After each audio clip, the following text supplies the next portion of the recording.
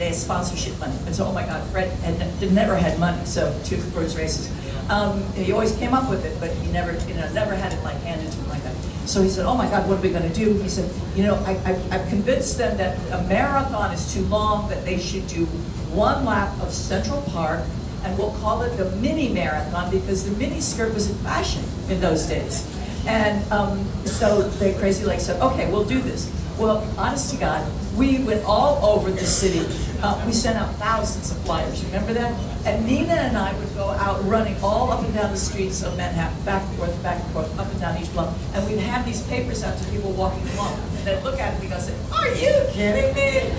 Fred and I would go to Max's Kansas City, which was an area, oh my God, this is his in bar down in the Village, right? Everybody said, we're smoking weed. And we'd be sitting there handing out these flyers to all the women to come run in our race. He would do anything. Well, we had 78 women show up. To us, that's like 7,000. It was massive. But the spirit was, and suddenly the idea was born. Okay, they'll come if it's for them, and it's not intimidating and welcoming and fun. And it really was fun. It was fun. We were laughing. You see the pictures of us at the start. We're laughing and everything else. But when the gun went off, we were very competitive. We were racing hard. And it was a damn good race, too. Yeah. One of the other things that happened, too, you look at just Fred's ability and Fred's penchant for doing something with a wrinkle so that we would get coverage. Well, back in the old days, before Fred and Paul came on board, we used to start the races in Central Park, other than the New York City Marathon and the Earth Day Marathon, both of which finished the Tavern on the Green. All the other races were up by the 97th Street locker room on the east side. That's right. Now that was for convenience.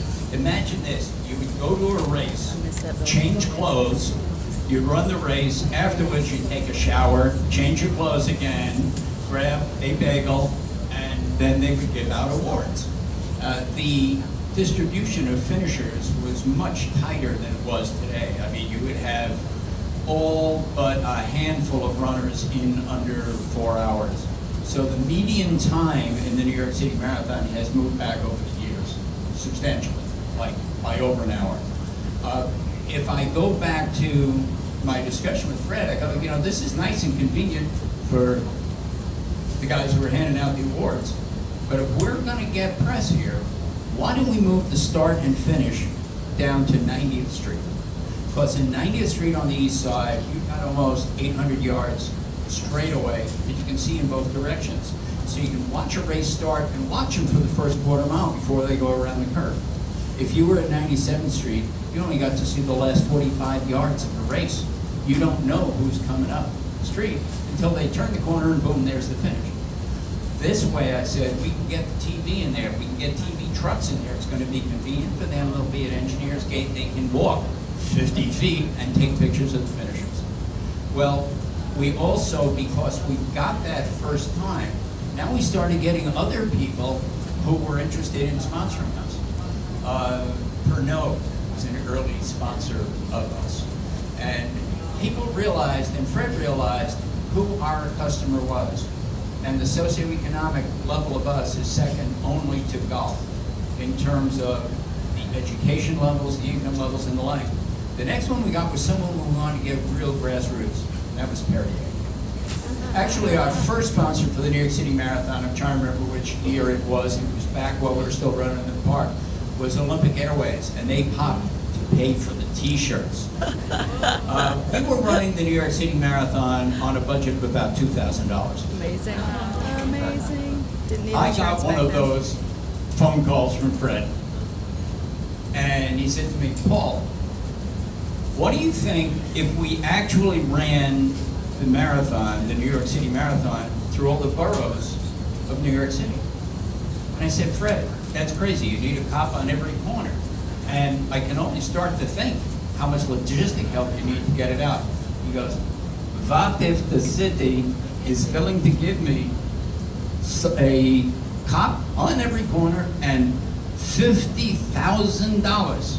Now this discussion is taking place early in 96. At that point, I got to set the stage, 76. One of those. Thank you. If I get anything else wrong, remind me. I was a year off on your Boston too. So I can still count to 10. All right. So Fred asked me about that, but to set the stage, this was when New York City was on the verge of going bankrupt. Ford's headline to New York City was drop dead.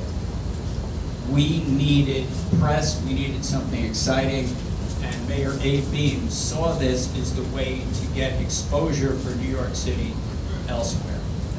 And let's face it, if we let everybody in from want to come from New York, we're not going to have good exposure elsewhere in the nation.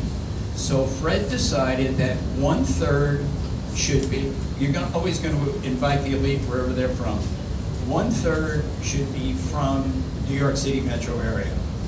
1/3 should be United States, and 1/3 should be elsewhere in the world. Now we truly have an egalitarian concept where people in Sheboygan are going to be watching their friends running, and we could get a national contract compared to what we previously had done, which was to get CBS Radio to show up and speak to us after the race. Well, we're going to wrap up in a sec. One more question, Nina. You say in our documentary, running gives you freedom. It's the last line of the doc. Can you tell us what you mean by that? I think people probably know what that means. You know, if once you get into a good condition that you don't have to think about every single step you're taking, and you're not racing, and you can be comfortable when you go out and run 6 miles or something, and your mind can be so free, and just you don't know what's coming in, and it's just a wonderful experience. I can't explain it. You don't feel your body, you just feel freedom. Well, to those of you running tomorrow, good luck and all the freedom to you. Thank you to Paul Fetcher, Nina Cusick, Catherine Switzer, Greta Cohn. I'm Hillary Frank. We have enjoyed being here with you.